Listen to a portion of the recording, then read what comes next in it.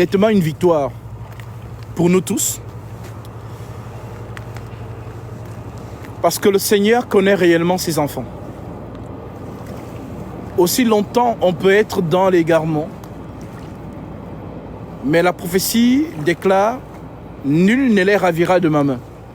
Ça veut dire qu'un jour ou l'autre, vous pouvez passer 30 ans, 60 ans, 50 ans, 10 ans dans l'ignorance, mais vu que vous appartenez au Seigneur, un jour ou l'autre, il va permettre en sorte que vous puissiez recevoir la saine doctrine et être baptisé conformément à la saine doctrine.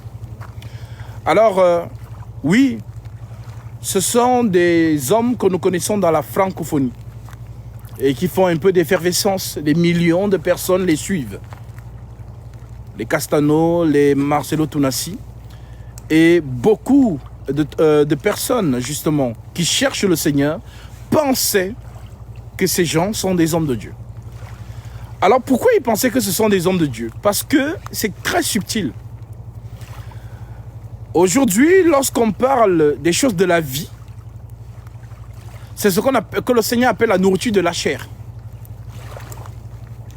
Vous allez voir que lorsque vous écoutez Yvan Castano, son message est centré beaucoup plus autour de l'argent, autour de la réussite, autour, voilà, des... Et maintenant, à cela, on associe la prière. Et quiconque est donc lucide, puisque seule l'Écriture dit la vérité. En réalité, tout homme est menteur. Romains chapitre 3. Que tout homme soit reconnu pour menteur, seul Dieu pour vrai. Donc la vérité sera toujours l'Écriture. Alors, lorsqu'on regarde humainement, je ne fais pas le poids face à ces institutions, humainement parlant. Parce que si on met le pape à côté de moi, je suis insignifiant, humainement parlant, puisqu'il a plus d'effervescence. Si le pape fait le live, il y aura, je pense que TikTok va exploser. Il y aura 32 milliards, ou je sais pas, nous sommes combien, 8 milliards, peut-être 4 milliards de personnes connectées.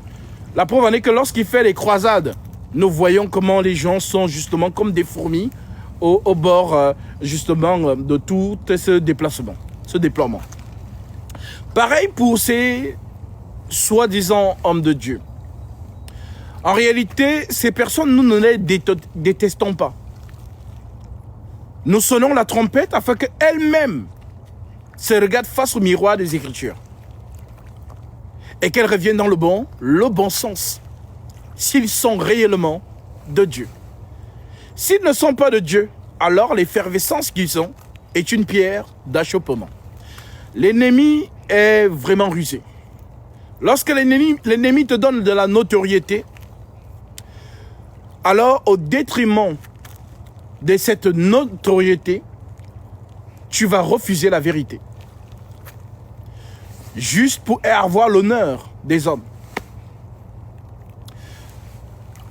Alors, savoir que vous étiez, on va dire, les brebis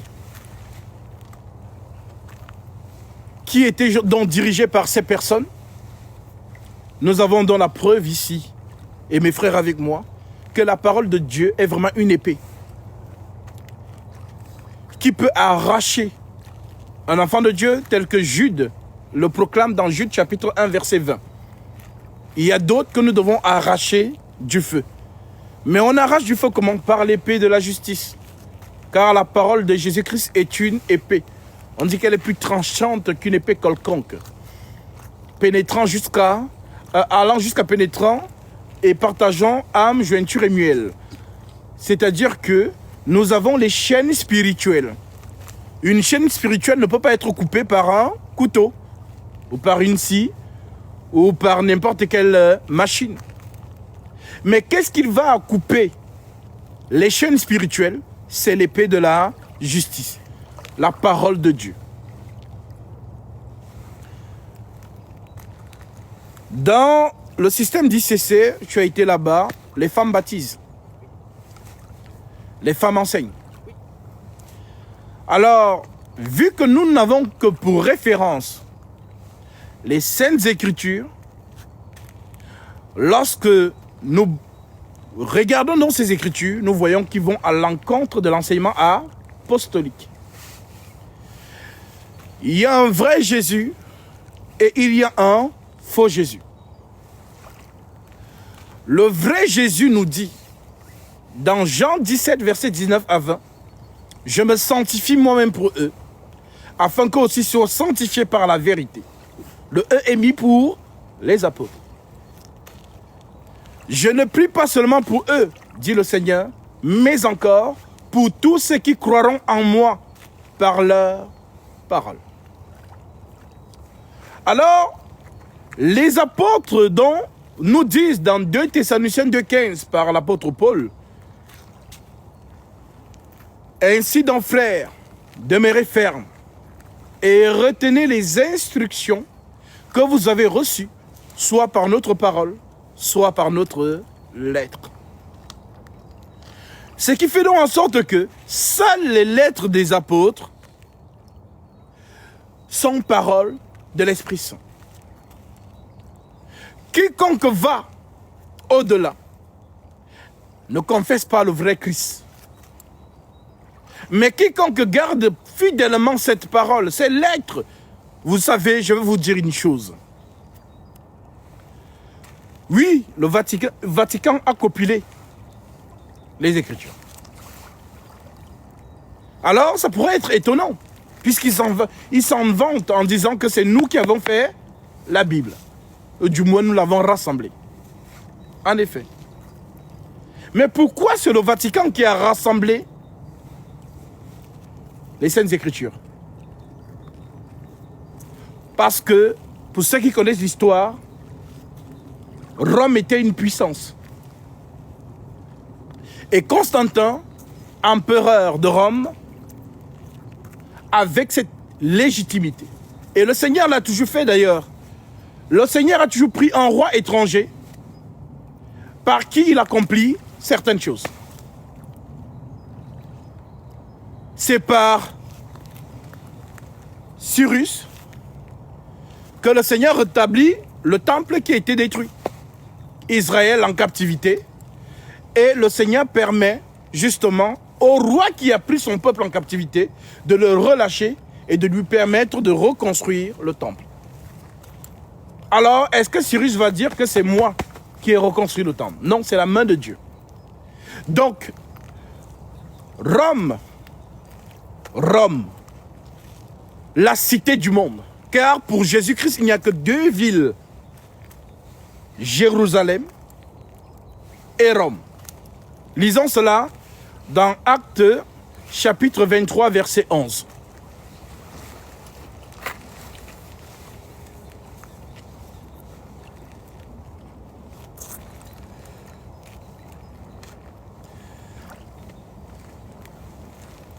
Actes chapitre 23, verset 11. Il est écrit: La nuit suivante, le Seigneur apparut à Paul et dit: Prends courage, car de même que tu as rendu témoignage de moi dans Jérusalem, il faut aussi que tu rendes témoignage dans Rome. 2 villes prophétiques. Rome, cité de César, et Jérusalem, cité du grand roi. Alors, que veut dire Rome pour Dieu? Rome, c'est le monde. Voilà donc pourquoi le Seigneur utilise dans son instrument l'apôtre Paul d'aller à Rome. C'est la main de Dieu. Voilà pourquoi Paul, pendant son voyage pour Rome, l'apôtre Paul va être persécuté par le monde des ténèbres pour qu'il n'arrive pas là-bas. Son bateau va s'échouer. Ils vont atterrir dans une île et il y aura une vipère qui viendra encore le mordre pour qu'il n'arrive pas à Rome. Mais par la main de Dieu, il va arriver et va proclamer la parole. Si Rome reçoit donc la sainte doctrine, alors elle sera propagée jusqu'aux extrémités de la terre. Parce que tout chemin mène à Rome. Alors une fois que nous avons compris cela, Le Vatican donc, qui a la trace de la première église, il faut le dire. Détrompez-vous, je vous le dis aujourd'hui. Le Vatican a la trace de l'histoire.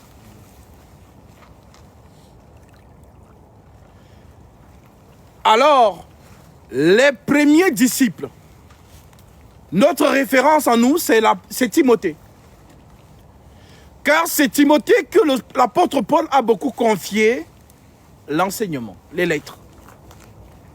Voilà pourquoi il pouvait dire à ce dernier, toi donc mon enfant, fortifie-toi dans la grâce qui est en Jésus-Christ, et ce que tu as entendu de moi en présence de beaucoup de témoins, confie-le à des hommes fidèles, qui soient capables de l'enseigner aussi à d'autres. Je répète, c'est très important. 2 Timothée 2, versets 1 à 2. Toi donc mon enfant, fortifie-toi dans la grâce qui est en Jésus-Christ, et ce que tu as entendu de moi, mon enseignement, confie-le à des hommes fidèles. Il y a notion de fidélité. Confie-le à des hommes fidèles qui soient capables de l'enseigner aussi à d'autres. Je passe derrière vous. Allez-y. Qui soient capables de l'enseigner à d'autres. Donc, Timothée reçoit l'enseignement de Paul et le retransmet fidèlement tel qu'il a reçu. Timothée le retransmet à d'autres, d'autres aussi le retransmettent. Jusqu'à ce que, tel que Paul l'a prophétisé, Satan justement vienne dans la scène et détourne la chose. C'est écrit. Nous lisons cela dans Actes chapitre 17. Je prends à partir du verset 20. Acte 20, verset 17. L'Écriture dit: cependant de Milet, Paul envoya chercher à Éphèse des anciens de l'Église. Une Église fonctionne avec les anciens. Alors c'est qui l'ancien? L'ancien est celui-là que l'apôtre, celui qui a le don de l'esprit, le don ministériel de la parole, lorsqu'il arrive dans une ville, supposons ici, nous sommes à Gravel. Lorsqu'il arrive dans une ville, il prêche la parole à ses habitants.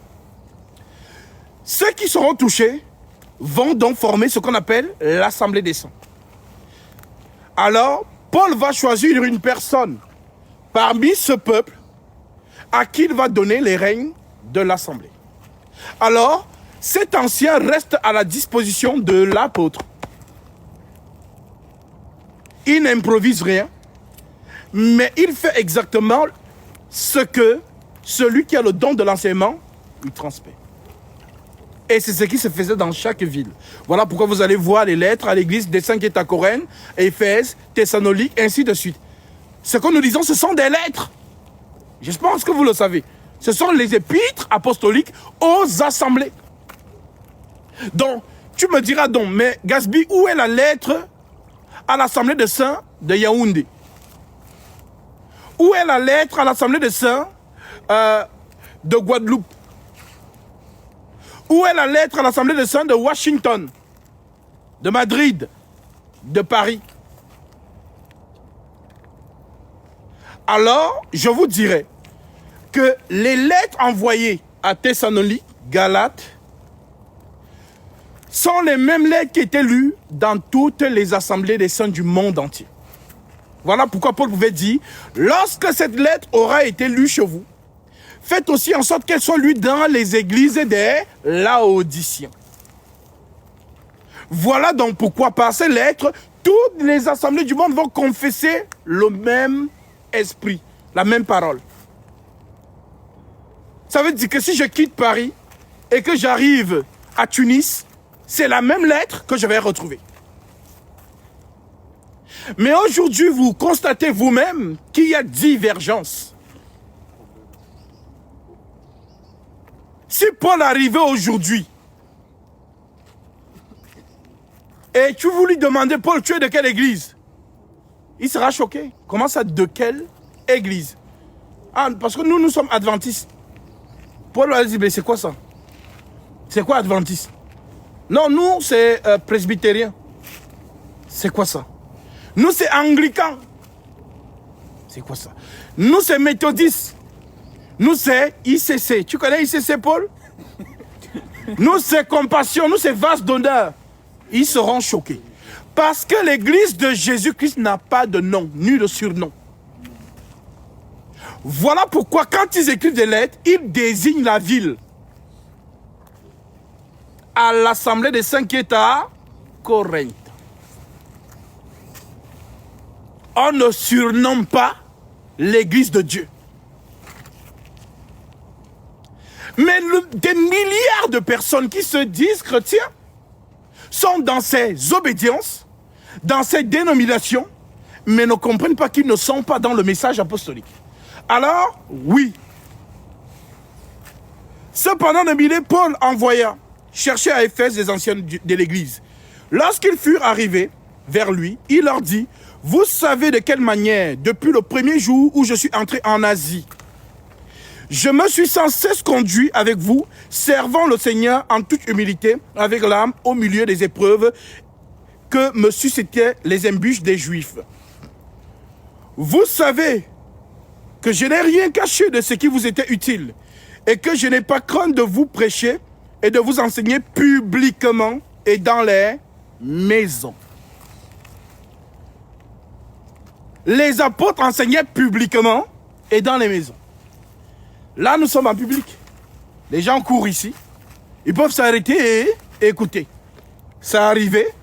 Quand nous sommes en train d'enseigner comme ça, une dame en train de courir s'arrête et commence à écouter. Et elle vient prendre son baptême. Elle n'a pas prévu cela.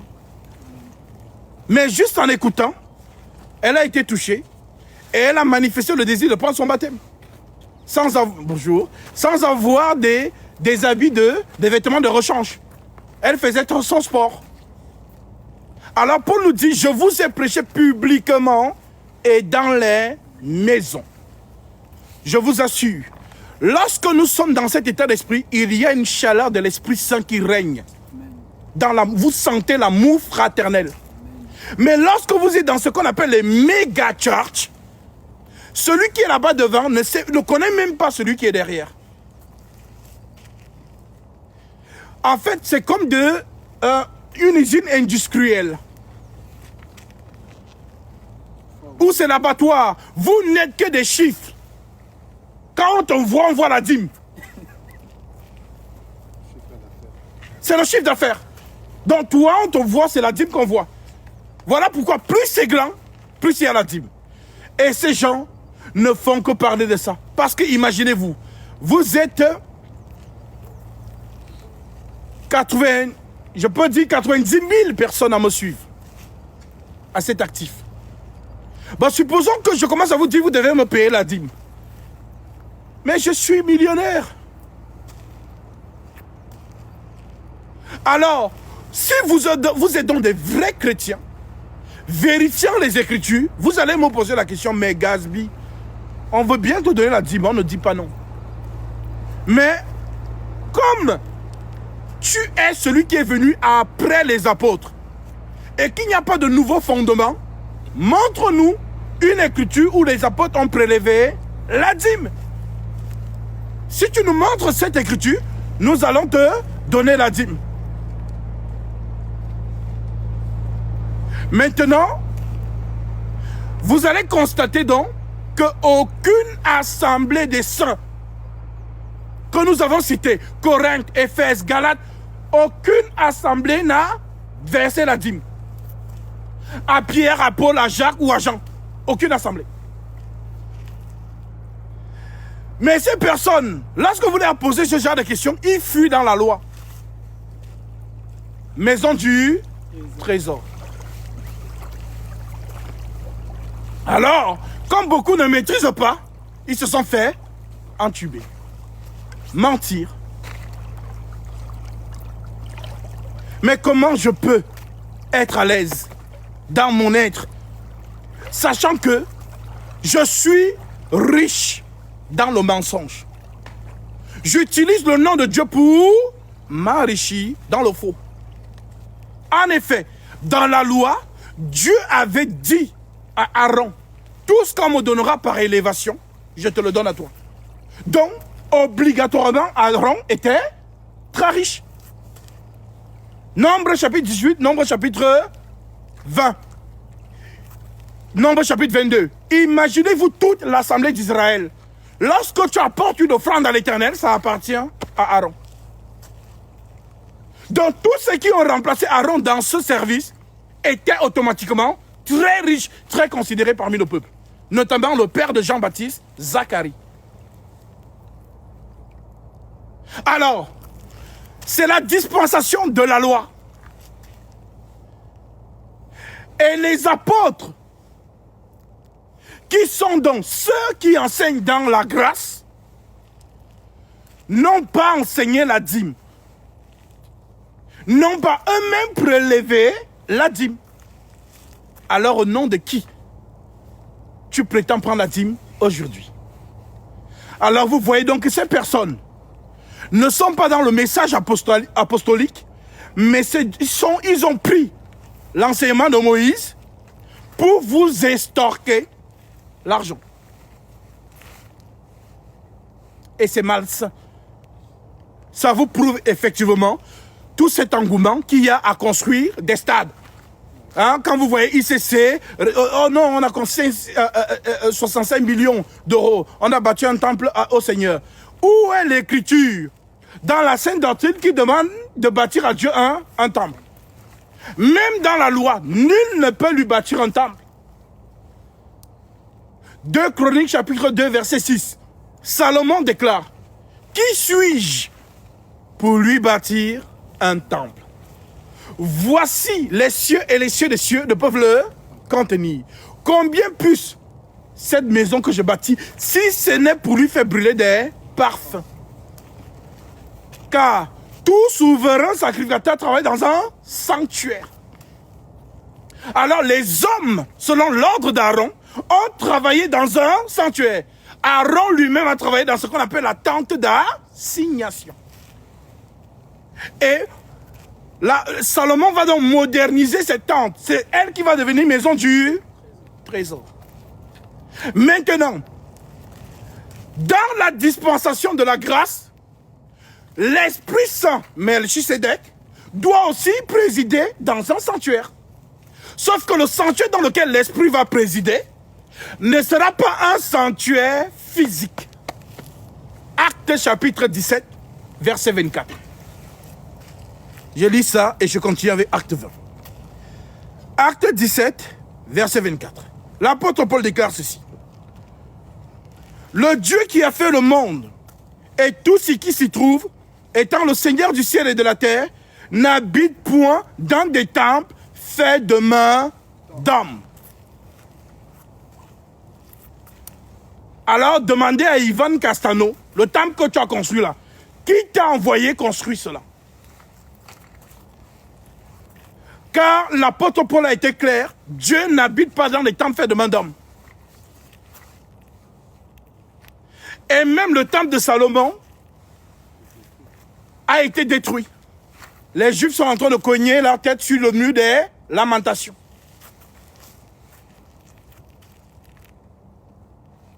Pour dire que nous ne sommes plus dans cette dispensation. Alors, l'Esprit lui-même qui nous amène dans la dispensation de Melchisédek se forme dans lui-même son sanctuaire. Voilà pourquoi Paul peut prêcher que Jésus en lui habita corporellement toute la plénitude de la divinité. Donc Jésus est une maison. C'est le tabernacle, c'est le sanctuaire dans lequel l'Esprit va résider. Voilà pourquoi aussi, toi aussi aujourd'hui, tu es devenu ce qu'on appelle le temple du Saint-Esprit. 1 Corinthiens chapitre 3 verset 16.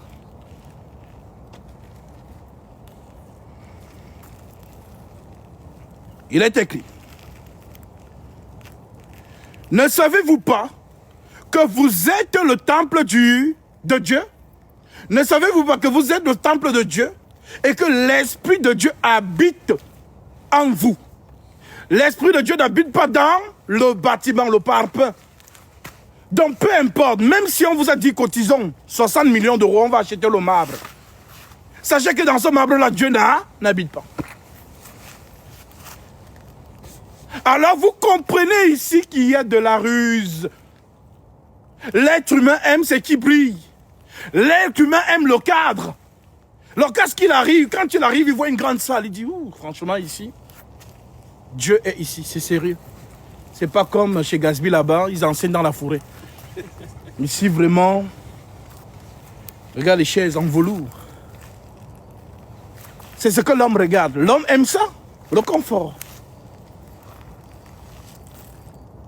Alors, on sert ça aux gens. On appelle ça le culte de l'image. C'est ce qu'on vous sert. Et lorsque vous voyez ça, vous vous dites que Dieu est là. Mais pourtant, Dieu n'est pas là. L'Écriture dit qu'il a pris les choses viles du monde pour confondre les grandes. Je ne suis peut-être rien dans ce qui est d'envergure, mais je suis quelque chose dans la parole. Voilà pourquoi Paul peut dire, je glorifie mon ministère. Romains chapitre 11. Lorsque je me mets à parler des Saintes Écritures, à ce moment, lorsque je suis en face d'eux, toi-même tu peux juger où est la parole. Mais lorsque tu vas regarder dans le cadre, là tu vas dire, ah Gatsby, non, toi tu n'as pas, tu n'as pas un grand temple. Quand tu descends de la voiture, il n'y a pas les gens qui viennent se mettre à genoux pour ouvrir la portière.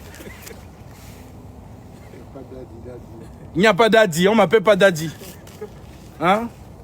Toi, tu es un petit jeune. D'ailleurs, tu n'as même pas 35 ans de mariage. Tu n'es même pas marié. Tu n'as même pas des enfants majeurs. Parce que c'est à cela que les gens regardent le sérieux. Et c'est dommage. Voilà comment les gens voient qu'un homme de Dieu est sérieux. Il est marié, il a 3 enfants majeurs. Voilà donc, c'est son enfant qui joue au piano. La fille chante à la chorale. Et voilà, sa femme, c'est maman, pasteur. Donc c'est sérieux. Moi et ma maison, nous servirons les... C'est ce qu'ils vendent. Mais je vous assure, il n'y a rien. Alors, si un homme vous dit, Dieu m'a dit qu'on cotise, on va construire un temple, c'est un menteur. Nous sommes le temple de Dieu. Et j'irai même plus loin. L'apôtre Paul dit, l'apôtre Pierre nous appelle pierre vivante. Vous savez ce qu'on appelle la pierre vivante? À l'époque, on construisait les maisons avec des pierres. Donc, aujourd'hui, la personne qui est la pierre vivante, c'est toi et c'est moi. Lorsque les pierres vivantes se rassemblent, c'est ce qui forme l'édifice spirituel. Éphésiens chapitre 2, versets 19 à 20. L'Écriture dit. Éphésiens 2, 19 à 20. Ainsi donc, frères, vous n'êtes plus des étrangers, ni des gens du dehors, mais vous êtes concitoyens des saints, gens de la maison de Dieu. Vous avez été édifiés sur le fondement des apôtres et des prophètes, Jésus-Christ lui-même étant la pierre angulaire. En lui, tout l'édifice, donc l'édifice que les gens construisent là, c'est pas cet édifice avec les parpaings. Cet édifice, c'est l'église spirituelle, corps du Christ. En lui, tout l'édifice, bien coordonné, parce qu'on superpose les parpaings. En lui, tout l'édifice bien coordonné s'élève pour être un temple saint dans le Seigneur. En lui, vous êtes aussi édifiés pour être une habitation de Dieu en esprit. Donc, autant que nous sommes, tu es une pierre vivante, tu es une pierre vivante, je suis une pierre vivante. Le fait qu'on se rassemble, c'est ce qu'on appelle former l'édifice spirituel. Donc, peu importe où on se rassemble, nous sommes là dans la forêt, au bord de l'eau. Nous formons l'édifice de Dieu. Voilà pourquoi l'apôtre Paul nous a avertis de ces choses. Il continue au verset 18 en disant de Acte 20.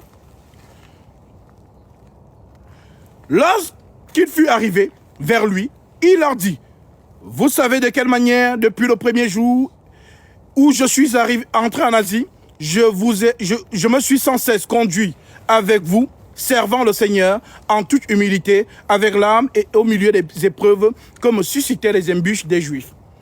Vous savez que je n'ai rien caché de ce qui vous était utile et que je n'ai pas craint de vous prêcher publiquement et dans les maisons. C'est comme ça que ceux qui nous ont précédés dans la foi faisaient. Notamment, l'Assemblée de Jérusalem se réunissait où? Dans la maison de Marie. Acte chapitre 12. Et lorsque Paul écrit la lettre dans Romains chapitre 16, l'épître aux Romains, il salue les frères et sœurs qui ont l'Assemblée dans leur maison. En d'autres termes, ce sont des maisons qui hébergent la réunion des saints. Donc moi, je ne vais pas aller louer une salle à 50 000 euros par mois et venir vous dire que hey, chacun doit donner 500 euros chaque mois. Ça veut dire que je vous impose un joug étranger. Vous savez qu'il y a des gens qui n'arrivent même plus à mettre un pied dans ces églises parce que lorsque tu mets ton pied, c'est l'argent. Si tu n'as pas l'argent, on t'expose. Oh, toi, tu as 4 mois d'aéré de dîme. Il faut mettre son nom. 4 mois. Donc tu reviens ici quand tu auras ta dîme. Ah oui. Je vous assure. Et maintenant, voici lié par l'Esprit. Je vais à Jérusalem, ne sachant pas ce qui m'y arrivera. Seulement de ville en ville, l'Esprit Saint m'avertit que des liens et des tribulations m'attendent. Mais je ne fais pour moi-même aucun cas de ma vie comme si elle m'était précieuse.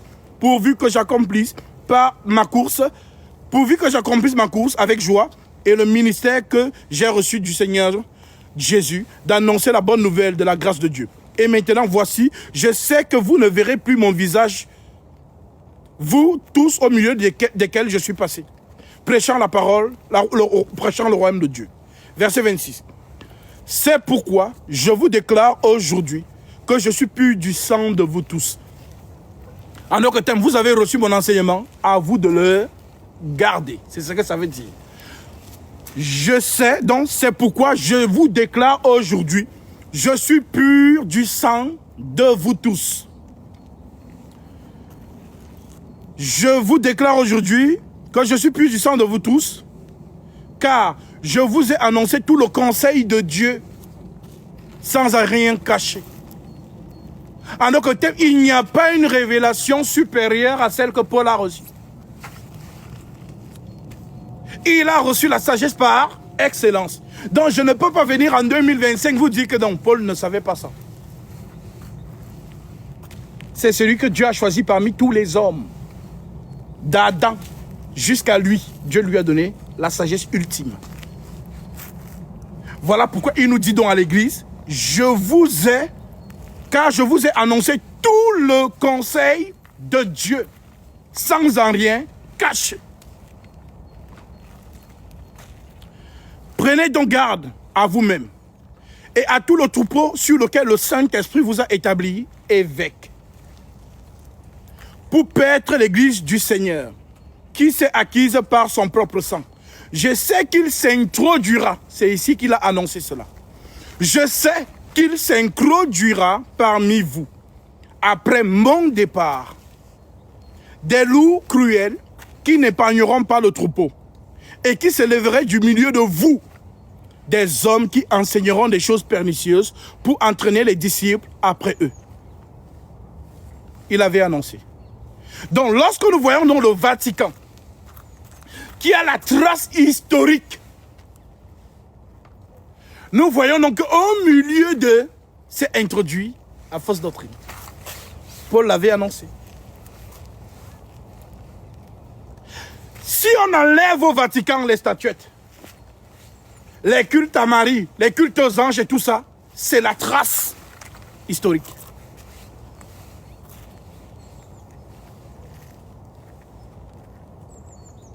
Voilà donc pourquoi, lorsque vous entrez donc dans ce système, on retrouve donc des enseignements que les apôtres n'ont jamais donnés. 15 août, Marie est montée au ciel. Quel apôtre a enseigné ça? Ou quel prophète l'a prophétisé? Ce n'est pas écrit. Quel apôtre a prié avec le chapelet? Ou qui nous a dit, faites de chapelet, neuvaine de Marie qui défait les nœuds, miséricorde divine, donc 10 fois par jour. C'est qu'on allait être comme les musulmans.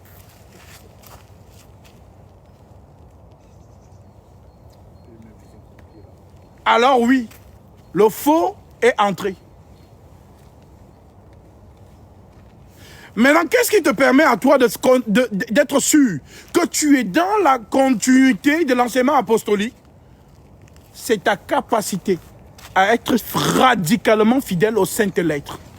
Voilà pourquoi tu vas comprendre ici la puissance de Dieu. Car le Vatican aurait pu rajouter « Épître de Marie qui défait les nœuds ». Tu allais trouver ça dans la Bible. Tu allais enlever ça comment?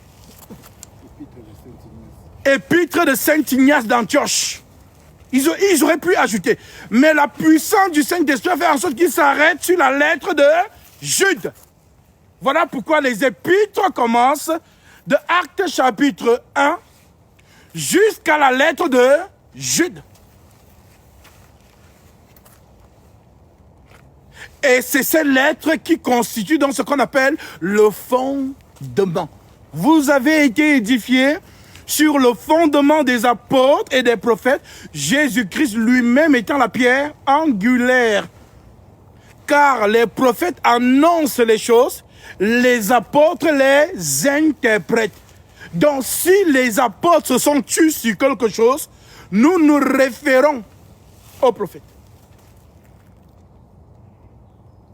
Voilà donc pourquoi tout vrai chrétien et chrétienne n'est pas fanatique d'un homme. L'homme est un véhicule, l'homme est un vase dans lequel peut se dissimuler soit l'esprit de Dieu, soit l'esprit de Satan.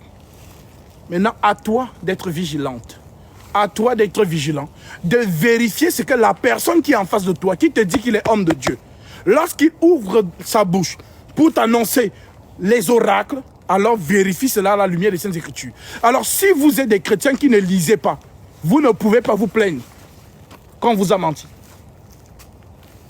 Même Paul dit à Timothée, applique-toi à la lecture. Toi, tu viens écouter un homme seulement avec tes oreilles. Tu ne le vérifies pas. Même Paul a été vérifié par les Béréens. On dit qu'ils examinaient les Écritures pour savoir si ce qu'on leur disait était exact. Alors, je le dis à tous, nous sommes dans les mauvais siècles.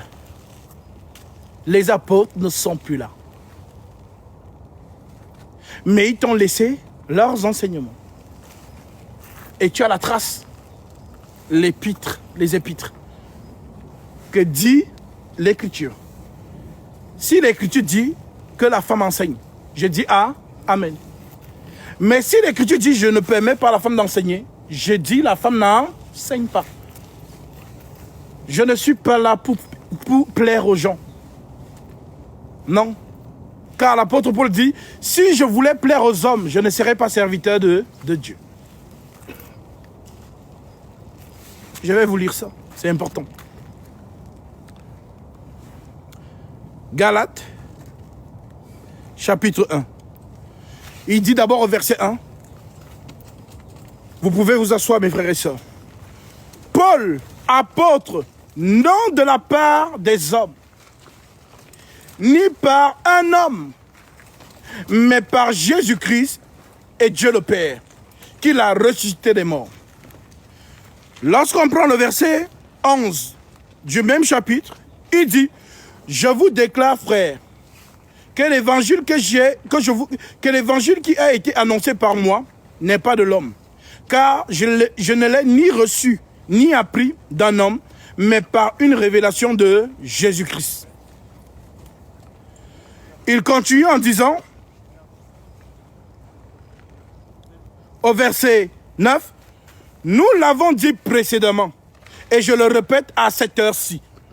Si quelqu'un vous annonce un autre évangile, que celui que nous vous avons prêché, que celui que vous avez reçu, qu'il soit anathème. Ils l'ont pourtant écrit, mais aujourd'hui, est-ce que les gens respectent ça? Non.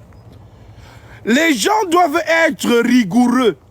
Je ne veux seulement l'enseignement que j'ai reçu des apôtres. Si les apôtres ont dit ça, dites-moi aussi la même chose, je vais dire Amen. Mais si les apôtres n'ont pas dit ça ou n'ont pas fait ça, je ne le fais pas. Verset 9, je répète.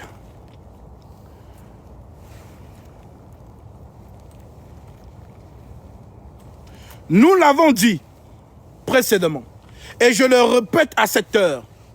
Si quelqu'un vous annonce un autre évangile, que celui que vous avez reçu, qu'il soit anathème. Et maintenant, est-ce la faveur des hommes que je désire? Ou celle de Dieu? Est-ce que je cherche à plaire aux hommes? Si je plaisais encore aux hommes, je ne serais pas serviteur de Christ. Le serviteur de Dieu ne plaît pas aux hommes. Nous ne sommes pas là pour vous plaire. Nous ne sommes pas là pour entrer dans vos bonnes grâces. Ah, j'aime bien Gatsby. Ah, vraiment, sa manière de parler. Non. Aime les Écritures. Parce que si tu aimes Gatsby, quand Gatsby va mentir, tu ne le sauras pas. Maudit soit l'homme qui se confie à l'homme et qui prend sa chair pour son appui et détourne son cœur de l'Éternel. L'Éternel, c'est l'Écriture. Voilà donc pourquoi nous vous disons ce que l'Écriture dit.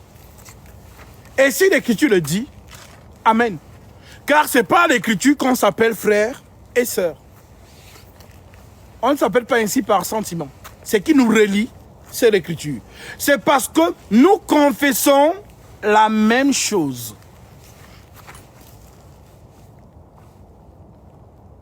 Nous ne pouvons pas dire que nous sommes l'Église si nous sommes divergents dans la doctrine. Non. Nous vous avons reçu la même doctrine du Saint-Esprit au travers des apôtres.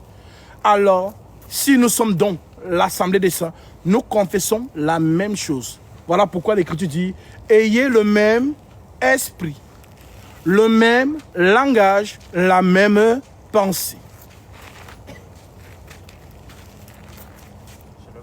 Alors, oui, je suis dans la joie lorsque je vois mes sœurs qui étaient justement dans ces obédiences. Elles pensaient que ces hommes-là étaient des hommes de Dieu. Mais il a fallu qu'un jour, elles tombent sur un des lives, qu'elles écoutent, qu'elles vérifient et qu'elles attestent que c'est la vérité. Voilà pourquoi elles sont ici ce matin. Car seule la parole convainc.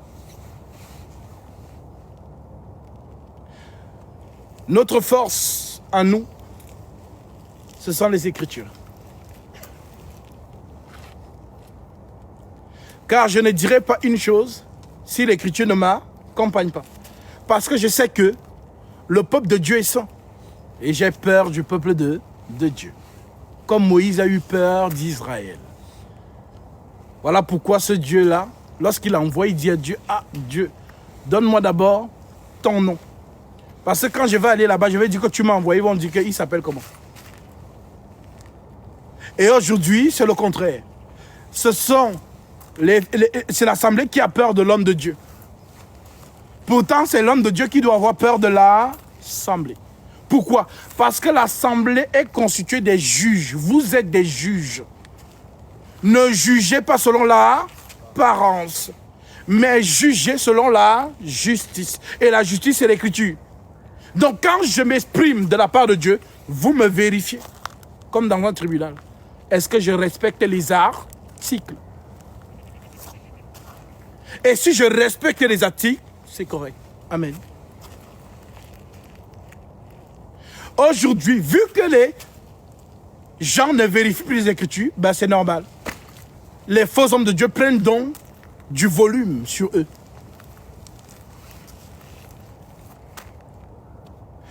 Et lorsque vous avez cette attitude, quand vous êtes encore dans les fausses assemblées, lorsque vous dites que mais ce que vous avez dit là, ce n'est pas écrit, on vous taxe de rebelle. On vous taxe même que vous avez des maris de nuit. J'ai cherché le verset qui parle de mari de nuit, je n'ai pas trouvé. Ah oui, bah si vous avez, peut-être moi, si vous avez ce verset-là dans les Écritures, vous me donnez, je vais aussi lire. Femme de nuit, mari de nuit. Donc quand vous êtes dans cette attitude, on va vous détester. Pourquoi? Parce que vous êtes jaloux de votre salut. Et vous prenez ces choses au sérieux. Car si un aveugle suit un autre aveugle, les deux tomberont dans la fosse. Alors oui, ta parole est une lampe à mes pieds, une lumière sur mes sentiers. Je suis l'Écriture. Et c'est ce que le Seigneur nous a dit. C'est à leurs fruits que vous les reconnaîtrez. Alors le fruit n'est pas le comportement. Car si on doit donner le prix Nobel du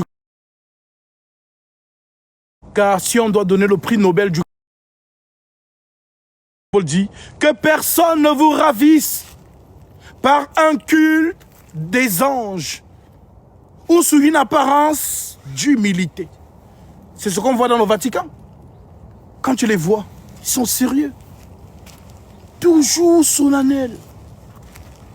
Ils marchent doucement. Tu as vu un prêtre qui parle trop? Non, c'est toujours comme un ange. C'est ce qu'on appelle culte des anges. Tu n'as jamais vu un ange qui apparaît en apôtre qui dit ah, Pierre, c'est comment? Ah, vraiment, Pierre, vraiment, toi, tu es. Non, les anges sont toujours solennels. Alors, Paul dit donc que personne ne vous ravisse par un culte des anges. Et c'est ce que nous voyons le pape. Quand il passe,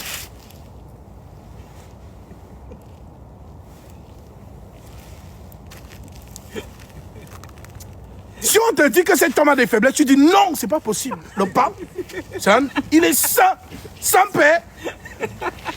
Non, mes amis, aucun homme. Si il n'y a personne sur terre qui est sans faiblesse, c'est pas possible. Même moi, j'ai des faiblesses que Dieu connaît. Le Saint-Esprit nous connaît, nous tous. Voilà pourquoi il dit, nous courons à la carrière. Et à la carrière, celui qui donne la forme aux pieds, c'est le carriériste. Voilà donc pourquoi l'enseignement nous façonne pour que nous devenions des personnes meilleures dans le Seigneur. Même si tu vois une sœur, tu la vois, la sœur, elle est sainte. Hein. Ça, ce sont tes yeux. Mais l'esprit, c'est qu'elle a encore des faiblesses.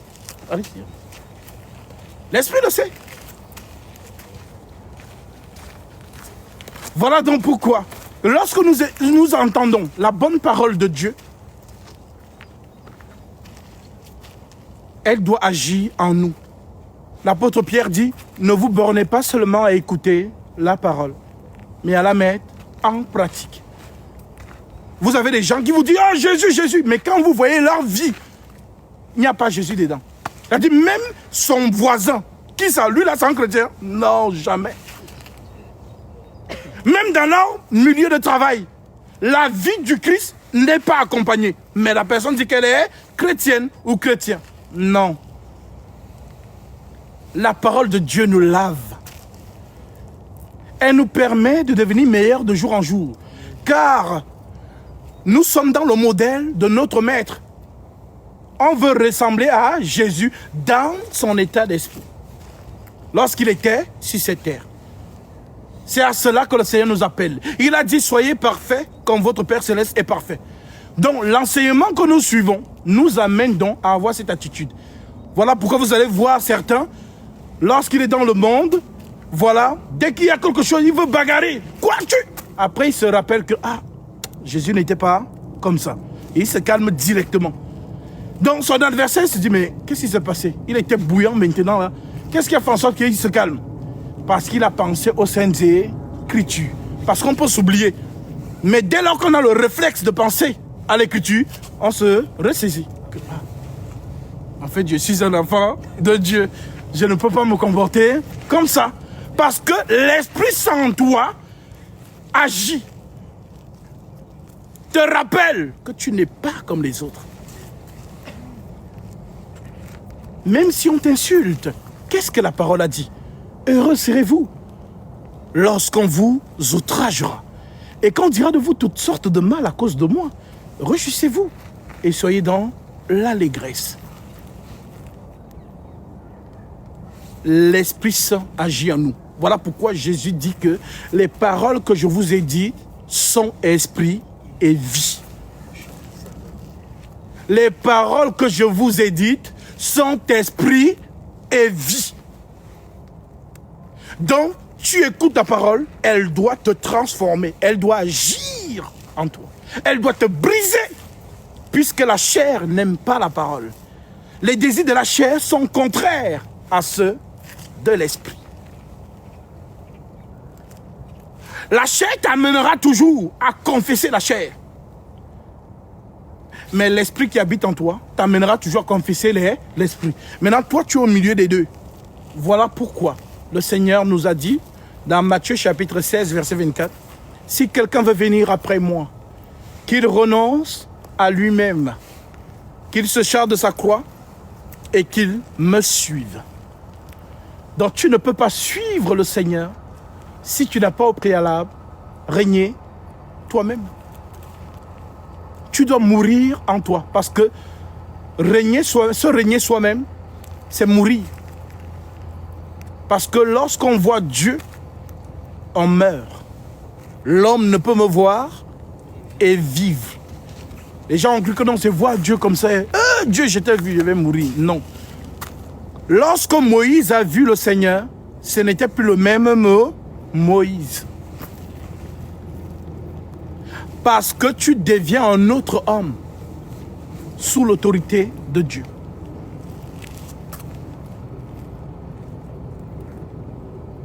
Tu es guidé par cette autorité. La parole agit en toi.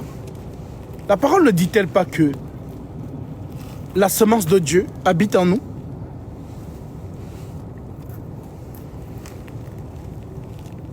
La parole le dit. La parole de Dieu, la semence de Dieu habite en nous. Alors, lorsque la semence d'un homme habite dans une femme, est-ce qu'elle fait encore ce qu'elle veut? Non. Elle est guidée par la semence. L'enfant qu'elle porte dans son être, c'est cet enfant qui lui donne maintenant un comportement à adapter. Elle ne mange plus ce qu'elle veut. Puisque si elle essaie de manger ce qu'elle veut, l'enfant va rejeter. L'enfant lui impose de manger ce que lui, il veut. Voilà pourquoi vous entendez souvent, oh, les femmes ont des goûts, les femmes enceintes ont des goûts bizarres. Oh non, je veux renifler l'essence. Tu as l'essence. Ça n'a pas de sens. Mais le bébé qui en est lui dit que moi, je veux renifler l'essence. Alors, elle ne veut que de l'essence. Donc, elle marche sous la force de la semence de l'homme. Elle est guidée par cette semence. Pareil donc pour nous. Si nous avons la semence de Dieu en nous, son esprit, alors nous marchons par cet esprit. Laissez-vous briser par le Seigneur. Faites-vous violence.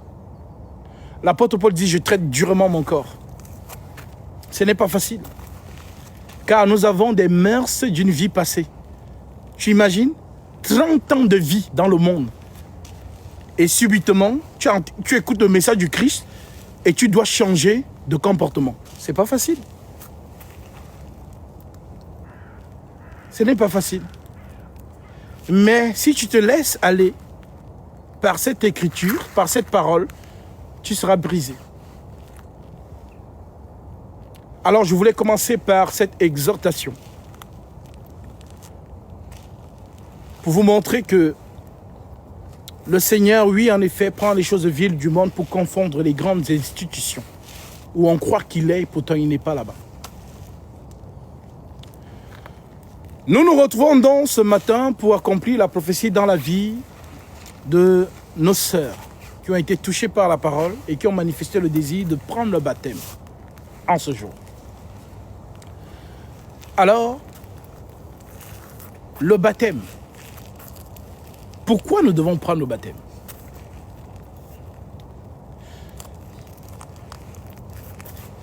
Pourquoi le baptême? Qui baptise?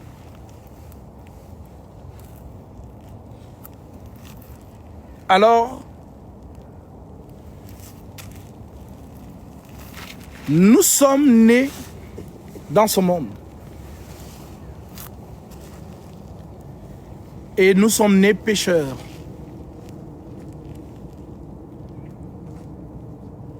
Tout bébé qui vient de naître est coupable. Voilà pourquoi dans le Vatican, on veut vite le baptiser. Pour qu'il ne meure pas dans son péché. Ça veut dire que ce sont les sentiments de l'homme, pas de Dieu.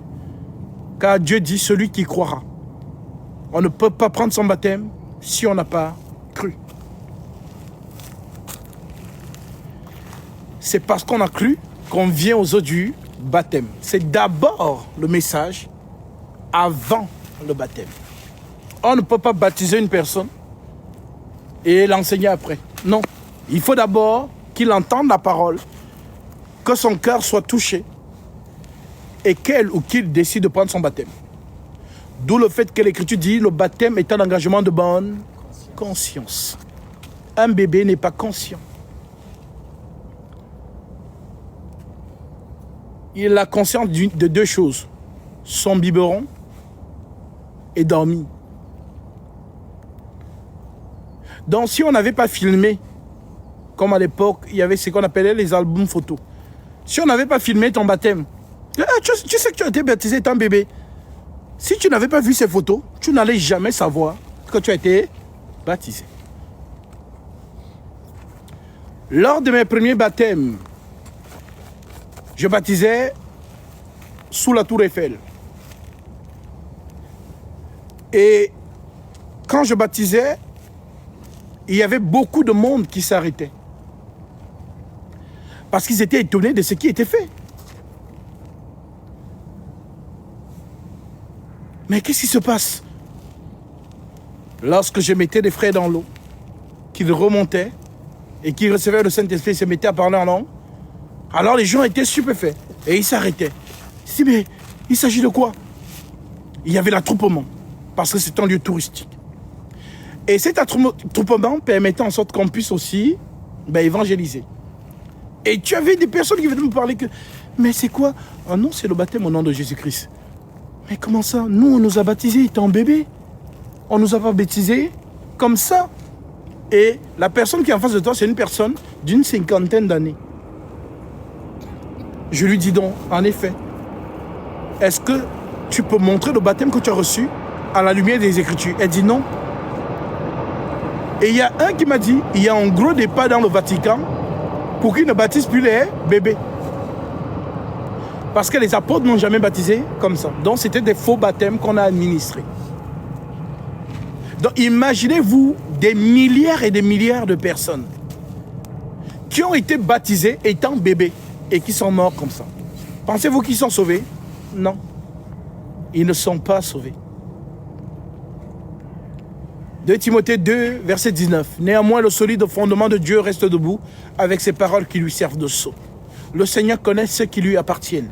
Et quiconque prononce au nom du Seigneur qu'il s'éloigne de l'iniquité. Alors, lorsque Dieu te connaît, il fera en sorte que tu entendes seulement, non seulement la vraie prédication, mais que tu sois baptisé conformément à la sainte doctrine, dans une source d'eau naturelle et sauvage, et au nom de Jésus-Christ. Excusez-moi. Non, c'est rien. Voilà donc pourquoi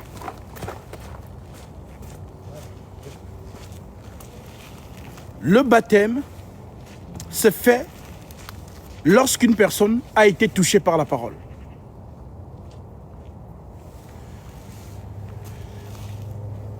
L'exercice du baptême, c'est le pardon des péchés.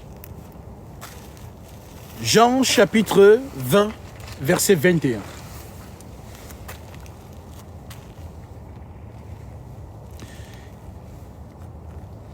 Jean 20, verset 21 déclare: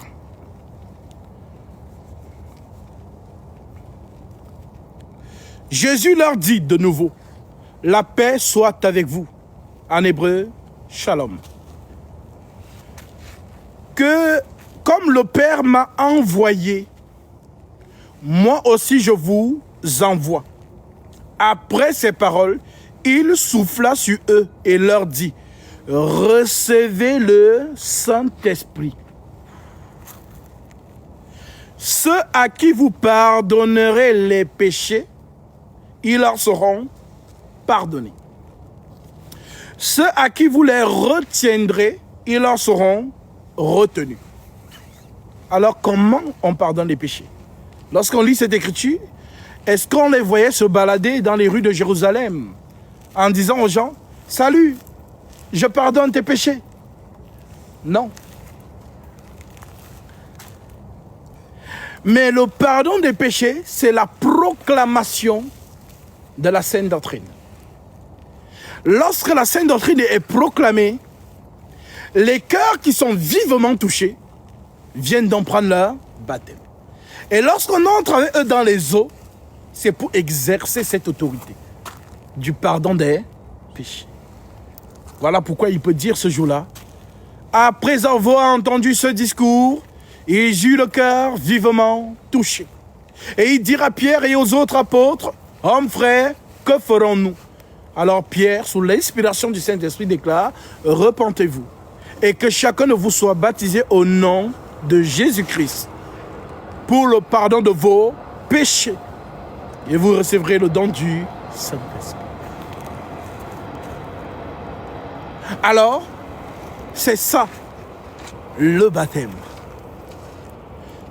Donc, on ne peut donc pas baptiser un bébé. Aucun apôtre n'a baptisé un bébé.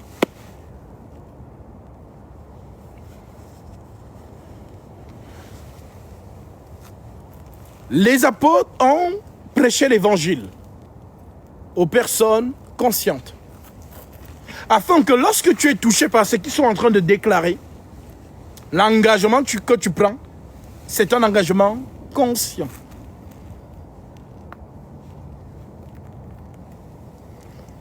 Maintenant, pourquoi se faire baptiser? Parce que tu es né pécheur.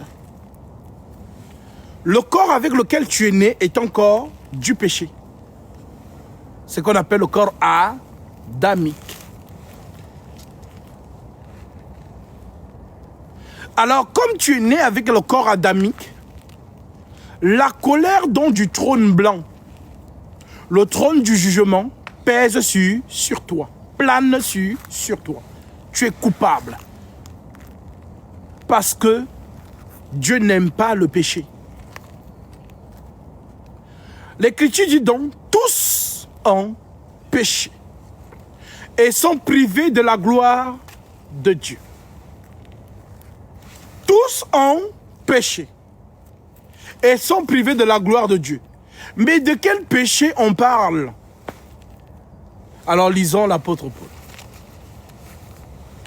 Nous sommes dans Romains chapitre 5, verset 12.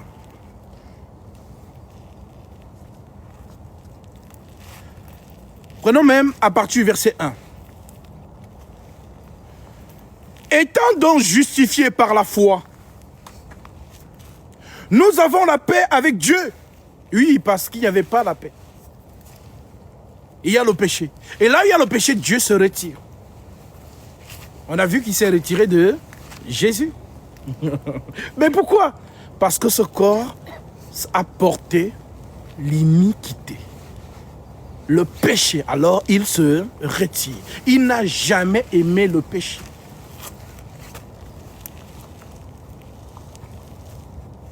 Il a dit, l'âme qui pêche, c'est celle qui mourra. Et c'est par cette parole que Satan le tenait. Parce que Satan, c'est un procureur. Et quel est le rôle du procureur? C'est d'accuser le voleur et demander une sentence pour ce dernier.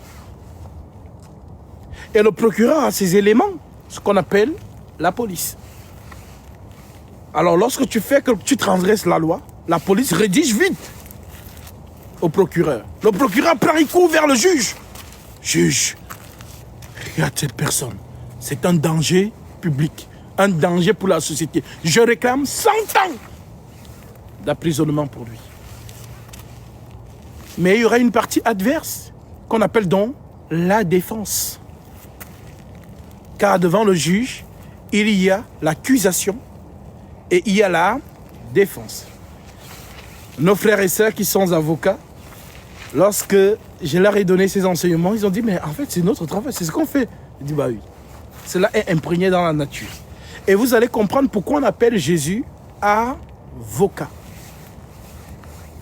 Mais un avocat plaide. Contre qui? Contre notre avocat. Alors vous allez comprendre ces choses dans le sens céleste, tel qu'on ne vous l'a jamais enseigné. Parce que certaines personnes me disent, mais Gatsby, mais Dieu a chassé Satan du ciel, non? Oui, mais comment se fait-il que je vois des écritures où Satan monte encore au ciel, il parle même avec Dieu? Moi, je ne comprends plus rien. Tu as besoin d'être enseigné. Satan, c'est un procureur. On l'appelle accusateur de nos frères. Son rôle, c'est d'accuser tous ceux qui pêchent. Dieu, tu avais dit, l'âme qui pêche, c'est celle qui mourra. Regarde, il a péché. Et tu es condamné. Alors Paul, qui a compris ces choses, nous déclare, étant donc justifiés par la foi, nous avons la paix avec Dieu par notre Seigneur Jésus-Christ, à qui nous devons d'avoir eu par la foi accès à cette grâce. Que veut dire grâce? Une grâce est une faveur imméritée. Vous entendez ici souvent, en France, on dit le président a gracié. C'est-à-dire un prisonnier qui était condamné peut-être à mort ou bien à 150 ans, le président le gracie et il sort. Comme cette dame, vous avez vu, ça s'est passé dans les informations, qui avait tué son mari, mais qui a été graciée par François Hollande. Elle a été graciée. C'est ce qu'on appelle grâce. Alors on nous dit, étant donc justifiés par la foi, nous avons la paix avec Dieu par notre Seigneur Jésus-Christ, à qui nous devons d'avoir eu par la foi accès à cette grâce, dans laquelle nous demeurions fermes et nous nous glorifions dans l'espérance de la gloire de Dieu. Bien plus, nous nous glorifions même des afflictions, sachant que l'affliction produit la persévérance. La persévérance, la victoire dans l'épreuve. Et cette victoire, l'espérance. Or, l'espérance ne trompe point, parce que l'amour de Dieu est répandu dans nos cœurs par le Saint-Esprit qui nous a été donné. Donc, recevoir le Saint-Esprit, c'est recevoir l'amour de Dieu. Dieu t'aime. Donc, quand vous dites, hein, les gens qui évangélisent, Dieu t'aime, mais tu lui as donné le Saint-Esprit. Voilà pourquoi certaines personnes, ils parlent, mais ils ne savent pas ce qu'ils disent. Lorsque vous apportez la parole, montrez justement le côté sacrificiel du Christ. En faisant comprendre à ces personnes que peu importe ce que vous avez fait, le Seigneur vous tend les bras. D'ailleurs, il dit, venez à moi, vous tous qui êtes fatigués et chargés, et je vous donnerai du repos. Or, l'espérance ne trompe point, parce que l'amour de Dieu est répandu dans nos cœurs par le Saint-Esprit qui nous a été donné. Car lorsque nous étions encore sans force, Christ, au temps marqué, est mort pour les impies. Christ est mort pour les impies. Il est mort pour les pécheurs. À peine mourrait-on pour un juste. Quelqu'un peut-être mourrait-il pour un homme de bien? Mais Dieu prouve son amour envers nous en ce que lorsque nous étions encore des pécheurs, Christ est mort pour nous. À plus forte raison donc, maintenant que nous sommes justifiés par son sang, serons-nous sauvés par lui de la colère. La fameuse colère que Jean disait, qui vous a appris à fuir la colère à venir. Verset 10, car si lorsque nous étions ennemis, nous avons été réconciliés avec Dieu par la mort de son Fils, à plus forte raison, étant réconciliés, serons-nous sauvés par sa vie. Donc nous sommes sauvés par la vie de Jésus. C'est lui la réconciliation. Et la réconciliation, c'est le chiffre 3. Lorsqu'on parle de réconciliation, ça veut dire qu'il y a quelque chose qui a été divisé. Alors, celui qui réconcilie, c'est le chiffre 3. Voilà pourquoi nous allons voir que parmi les 12 fils de Jacob, le troisième, c'était qui? Lévi. Et lorsque Lévi est né, qu'est-ce que sa mère a dit? Celui-ci m'attachera à mon mari. Voilà donc pourquoi ce troisième est choisi par Dieu pour réconcilier Israël avec Dieu. Donc lorsqu'un enfant d'Israël pêche, le Lévi doit faire pour celui-là l'expiation, pour être réconcilié avec Dieu. D'où le fait que le Seigneur Jésus-Christ est donc justement le souverain sacrificateur qui vient réconcilier les hommes avec le divin. Alléluia. Verset 11. Et non seulement cela, mais nous glorifions en Dieu par notre Seigneur Jésus-Christ, par qui maintenant nous avons obtenu la réconciliation. Verset 12. C'est pourquoi, comme par un seul homme, le péché est entré dans le monde. Et par le péché, la mort. Et ainsi la mort s'est étendue sur tous les hommes. En fait, on est en train de nous expliquer que même si nous sommes vivants corporellement, en fait, nous sommes morts selon Dieu. Alors, je comprends pourquoi Jésus disait, laissez les morts enterrer les morts. Parce qu'on ne peut que parler de vie lorsque tu as le Saint-Esprit. C'est ça la résurrection. Mais qui doit se manifester ce jour où il paraîtra. C'est merveilleux.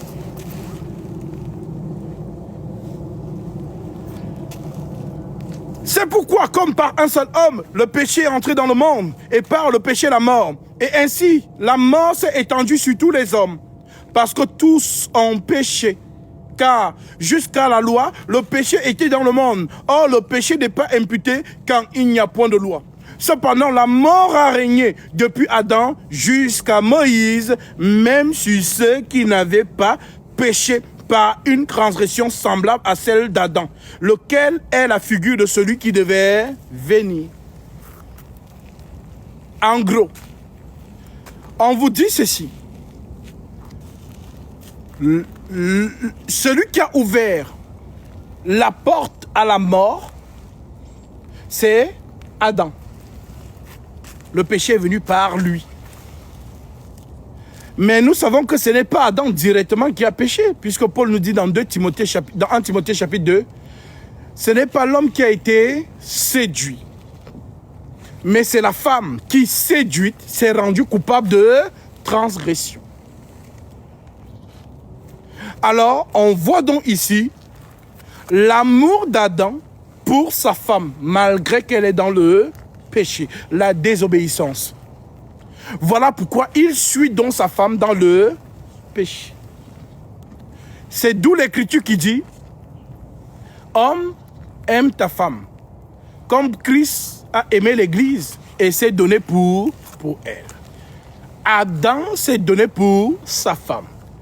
Alors, comme ça, la réalisation se fait en Jésus-Christ, Jésus s'est donné pour l'église. Car ce n'est pas Jésus qui a péché, c'est nous qui avons péché. Mais lui, il a porté ton péché. Je concilie cela avec 2 Corinthiens, chapitre 5, au verset 21. L'Écriture dit,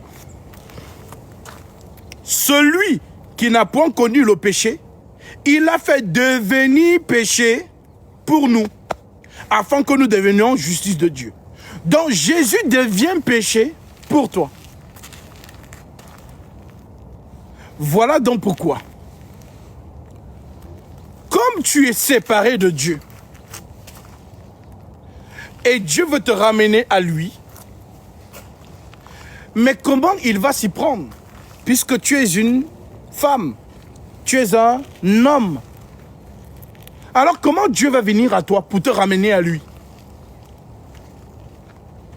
Car il est écrit, il n'y a point de pardon de péché sans effusion de sang.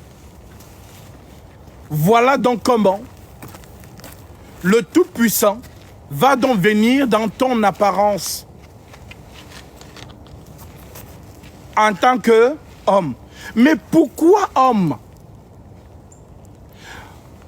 Tout simplement parce que on ne peut pas parler du sang par l'esprit. Car l'esprit est immatériel.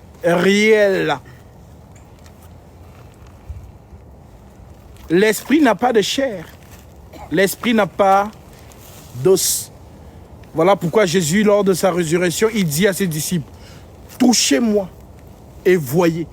Un esprit n'a ni chair ni os, comme vous voyez que j'ai. Donc, là où il n'y a pas de chair ni d'os, on ne peut pas parler du sang. Donc, Dieu est esprit, dit Jésus à la femme samaritaine. Dieu est esprit.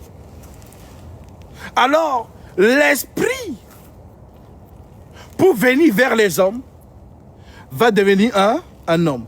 C'est ce que Paul va appeler mystère de la piété. 1 Timothée 3,16. Le mystère de la piété est grand.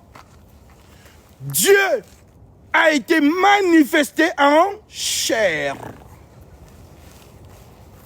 Justifié par l'esprit, vu des anges, prêché aux gentils, cru dans le monde, élevé dans la gloire. Alors, pourquoi Dieu vient en homme? Parce que c'est dans la chair humaine qu'il y a le sang. Voilà donc pourquoi on va appeler ce corps agneau de Dieu.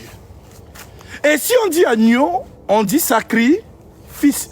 Car lorsqu'un enfant d'Israël péchait dans la loi, il ramenait un agneau vers le sacrificateur qui faisait l'expiation pour lui. On dit même que Aaron trempait son doigt dans du sang et aspergeait sur le peuple 7 fois. Voilà donc pourquoi le corps que Dieu forme, puisque Dieu n'a rien à faire avec le sang des boucs et des veaux. Car par ces choses, l'homme n'est pas sanctifié. L'homme n'est pas pardonné. Donc tout ce que Aaron faisait dans la loi couvrait les péchés d'Israël. Voilà pourquoi lorsqu'on couvre des péchés, en aucun terme, tu es pardonné temporairement. Donc si on t'a pardonné le 25 décembre, le prochain 25 décembre, on doit encore te repardonner. Parce que tu n'es pas totalement libéré. On t'a libéré sous caution. Voilà donc pourquoi le sang des animaux ne nous libérait pas, mais nous libérait sous caution. Voilà donc pourquoi L'apôtre Paul qui a compris ces choses avant moi, vous dit donc ceci. Hébreux chapitre 10. En effet, la loi qui possède une ombre des biens à venir, et non l'exacte représentation des choses, ne peut par les mêmes sacrifices qu'on offre perpétuellement chaque année amener les assistants à la perfection. Autrement, n'aurait-on pas cessé de les offrir? Parce que ceux qui rendent ce culte, étant une fois purifiés, n'auraient plus eu aucune conscience de leur péché. Mais le souvenir des péchés est renouvelé chaque année. Chaque année, il y a le 31 décembre. Non? Voilà. Donc, supposons que Aaron a fait l'expiation le 31 décembre. Donc, toute l'année, on est sans péché. Dès que le 31 vient, Dieu vous rappelle que vous me devez. Vous êtes encore des pécheurs. Donc, si Aaron ne fait pas le sacrifice, vous êtes mort. Alors, Paul dit donc, mais le souvenir des péchés est renouvelé chaque année par ces mêmes sacrifices. Car il est impossible que le sang des taureaux et des boucs ôte le péché. C'est pourquoi, et c'est ça la bonne nouvelle.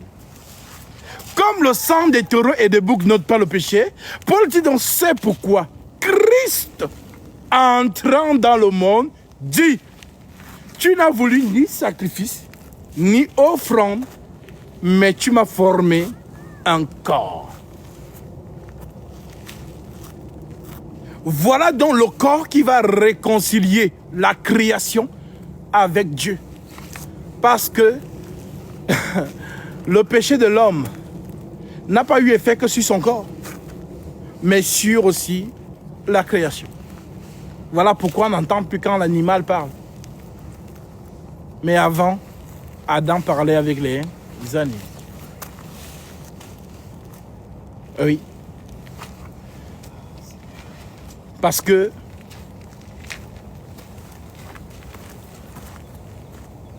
là où il y a Dieu, rien n'est mort. Tout est vie. Tout est conscient. Mais lorsque le péché arrive, Dieu se retire. Et c'est ce qu'on appelle la mort. Là, il n'y a pas de Dieu, c'est la mort.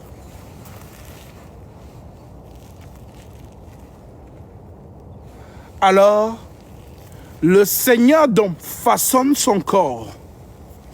Et par ce corps, vient parmi les hommes. Et l'apôtre Paul, qui a compris, dit donc, c'est pourquoi Christ, en entrant dans le monde, dit, tu n'as voulu ni sacrifice, ni offrande, mais tu m'as formé encore. Tu n'as agréé ni holocauste, ni sacrifice pour le péché. Tu n'as agréé. Ça veut dire que ce que Aaron faisait, Dieu n'agréait pas. Tu n'as agréé ni holocauste, ni sacrifice pour le péché. Alors j'ai dit, voici je viens dans le rouleau du livre, il est question de moi, pour faire, ô Dieu, ta volonté. Il s'agit de quel livre? Est-ce que c'est un livre avec des papiers, avec des feuilles? Non. Le livre de vie, c'est Jésus. Donc quand on dit livre, c'est lui. Et quand on dit les noms écrits dans le livre de vie, toi tu vois un gros livre en or avec des noms. Non. Le nom écrit, ce sont les membres. Chaque membre de ton corps a un nom. Voilà pourquoi on nous appelle les membres du corps de Christ. Donc si tu es l'index, tu es dans ce corps. Voilà pourquoi il vient sauver les membres de son corps. Je connais mes brebis et elles me connaissent. Elles entendent ma voix et elles me suivent. Alors, l'apôtre Paul qui avait donc compris cela, va encore jusqu'à nous dire, après avoir dit d'abord, tu n'as agréé ni sacrifice ni offrande, ni holocauste, ni sacrifice pour le péché, ce qu'on offre selon la loi, il dit, voici je viens pour faire ta volonté. Il abolit ainsi les premières choses pour établir la seconde. C'est en vertu de cette volonté que nous sommes sanctifiés. C'est en vertu de cette volonté que nous sommes sanctifiés par l'offrande du corps de Jésus-Christ. Une fois pour toutes. Donc Jésus nous pardonne une seule fois pour toutes. Donc il n'y a pas de « Oh, si tu pêches, tu iras en enfer ». Mais la personne a déjà été pardonnée pour toujours. Il a répondu à la question de Pierre, « Seigneur, combien de fois pardonnerai-je mon frère lorsqu'il péchera contre moi ?» Jésus lui a dit, « Je ne te dis pas 7 fois, mais 70 fois, 7 fois. » En d'autres termes, le pardon à l'infini. Quand Dieu pardonne, il pardonne. Alors, voilà donc pourquoi, par ce sacrifice, mes sœurs, en entrant dans l'eau, vous venez confesser, reconnaître que Jésus-Christ est le seul vrai Dieu tout-puissant, manifesté en chair pour mes péchés. Toi qui vas entrer dans l'eau, c'est le vieil homme. Ça veut dire que c'est toi, c'est ta vie. On va dire la vie du péché. Regardez comment c'est beau. Lorsque tu seras totalement immergé dans l'eau, on ne va plus te voir pour un laps de temps. Mais on va te voir ressortir de l'eau. Et la personne qui ressort, ce n'est plus toi. Mais c'est encore sanctifié, utile pour son maître. Voilà donc pourquoi. Vous allez voir certains sortant de l'eau, ils reçoivent le Saint-Esprit directement. Ça veut dire que le Seigneur vient donc demeurer. La promesse le Saint-Esprit est une promesse. D'où le fait que l'apôtre Paul dit, repentez-vous. Et l'apôtre Pierre, repentez-vous. Et que chacun de vous soit baptisé au nom de Jésus-Christ pour le pardon de vos péchés. Et vous recevrez le don du Saint-Esprit. Vous recevrez. Vous recevrez. C'est une promesse. Rien ne dit que c'est instantané. Mais c'est une promesse. Vous recevrez.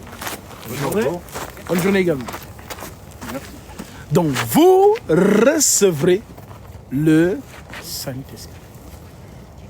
Alors, je suis dans la joie pour vous.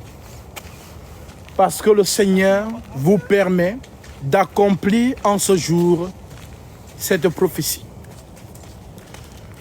Donc, c'est sous cette vérité que vous allez entrer dans les eaux du baptême. Et lorsque vous serez avec moi dans l'eau, lorsque je prendrai autorité et que je vous poserai les questions sous l'onction de l'Esprit Saint, sous l'action de l'Esprit Saint, répondez avec vigueur à invoquer le nom du Seigneur. Actes chapitre 22, verset 16. Il est écrit: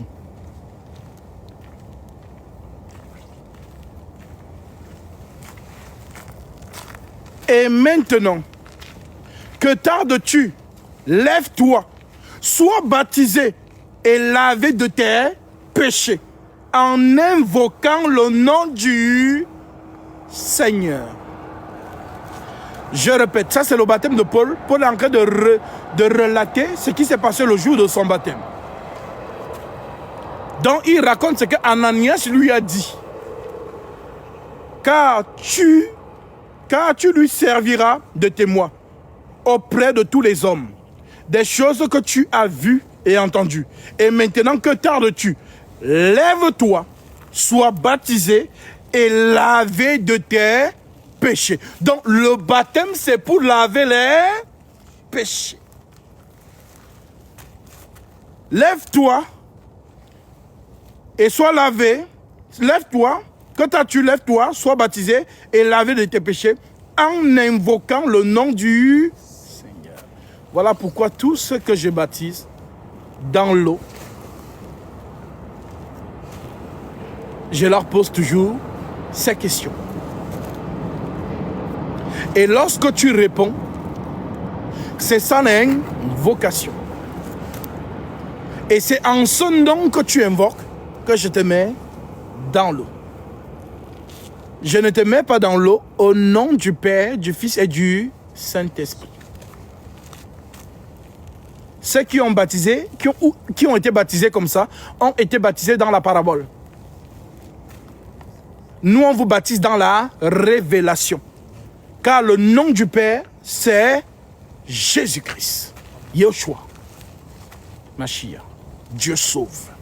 Veut dire Yoshua.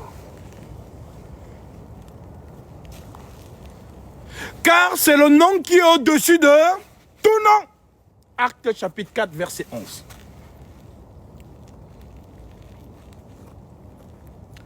Il est écrit.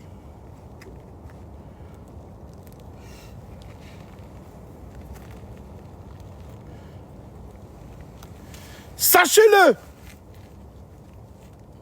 tous, et pour tout le peuple d'Israël, le sache. Je reprends.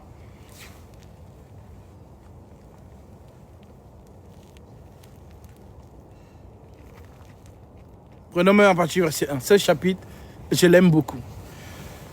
Tandis que Pierre et Jean parlaient au peuple, survinrent les sacrificateurs, le commandant du temple et les Sadducéens. Mécontents de ce qu'il enseignait le peuple et annonçait en la personne de Jésus la résurrection des morts. Ils mirent les mains sur eux et les jetèrent en prison jusqu'au lendemain, car c'était déjà le soir. Cependant, beaucoup de ceux qui avaient entendu la parole crurent. Et le nombre des hommes s'élevait à environ 5000. Le lendemain, les chefs du peuple, les anciens et les scribes s'assemblèrent à Jérusalem avec Anne, le souverain sacrificateur, Caïphe, Jean, Alexandre et tous ceux qui étaient de la race des principaux sacrificateurs. Ils firent placer au milieu de Pierre et Jean et leur demandèrent par quel pouvoir ou au nom de qui avez-vous fait cela? Alors Pierre, rempli du Saint-Esprit, leur dit: chefs du peuple et anciens d'Israël, puisque nous sommes interrogés aujourd'hui sur un bienfait accordé à un homme malade afin que nous disions comment il a été guéri, sachez-le tous et que tout le peuple d'Israël le sache. C'est par le nom de Jésus-Christ de Nazareth que vous avez crucifié et que Dieu a ressuscité des morts. C'est par lui que cet homme se présente en pleine santé devant vous. Jésus est la pierre rejetée par vous qui bâtissez et qui est devenue la principale de l'angle. Il n'y a de salut en aucun autre. Il n'y a pas de salut en Mahomet. Il n'y a pas de salut en Bouddha. Il n'y a pas de salut à Diane, la déesse. Il n'y a pas de salut en Toutankhamon. Oh, en Mahat. Oh, non, Kémit est monté, c'est descendu. Il n'y a pas de salut en toutes ces choses. Le salut est en Jésus-Christ. Salut qui a été décidé pour tout être humain. Il n'y a de salut en aucun autre. Ils ne pourront pas brûler cette page. Amen. Et nous restons stoïques sur cette déclaration. Amen. Il n'y a de salut en aucun autre. Amen. S'ils veulent, ils se fâchent, c'est leur problème. Mais nous, on a dit, parce que l'Écriture dit, il n'y a de salut en aucun autre. Car il n'y a sous le ciel aucun autre nom qui a été donné parmi les hommes par lequel nous devons être sauvés. Alléluia. Amen, amen, amen. Alors, s'ils veulent faire la sourde oreille, c'est leur problème. Comme l'apôtre Paul a dit, est-ce que leur incrédulité anéantira-t-elle la fidélité de Dieu? Loin de là. C'est pas parce que vous ne croyez pas ou que vous marchez en ennemi de la croix, en dénigrant le message du salut, que ça veut dire que ce que vous dites est vrai. Non. Alors, je plains tous ces soi-disant chrétiens qui apostasisent quand tu entends des gens vous dire « J'étais chrétienne, je suis devenue musulmane. Au revoir. Il faut partir. » Car aucun enfant de Dieu ne va apostasier. Ça l'ivraie, car l'ivraie doit croire aussi. C'est écrit, l'ivraie est au milieu de l'église. Mais l'ivraie sera manifestée. Oh, j'étais chrétienne, je suis devenue spiritualité de nos ancêtres. Voilà, je commence à boire l'eau dans le crâne de ma grand-mère. Au TEP. Laissez ces gens s'agiter. Qu'ils disent tout ce qu'ils doivent dire. C'est à dessein. Ils doivent le faire. S'ils ne le font pas, comment les fils de la perdition vont se manifester? Vous voulez sauver tout le monde? Non, tout le monde ne sera pas sauvé. Donc laissez-les proclamer que Jésus-Christ n'est pas Seigneur. C'est leur problème. Mais pour tous ceux qui sont de Dieu, tous vont confesser la vérité. Nous avons nos frères qui sont encore dans ces choses. Spiritualité dite africaine. Un jour, ils entendront la vérité et ils viendront. Parce qu'ils vont se dire que, ah, vraiment, si notre Dieu était puissant là, mais quand même, c'est une question qu'on évite souvent. Comment les dieux des Blancs a emprisonné notre Dieu comme ça, on nous a rendus à l'esclavage? Normalement, notre Dieu devait nous défendre.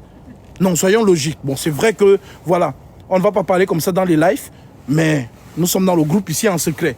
Soyons logiques. Si on dit ça, ça veut dire qu'on rend quand même témoignage que le Dieu des Blancs a été plus fort que notre Dieu. Oh, toi, tu commences à devenir chrétien. Mais c'est la vérité.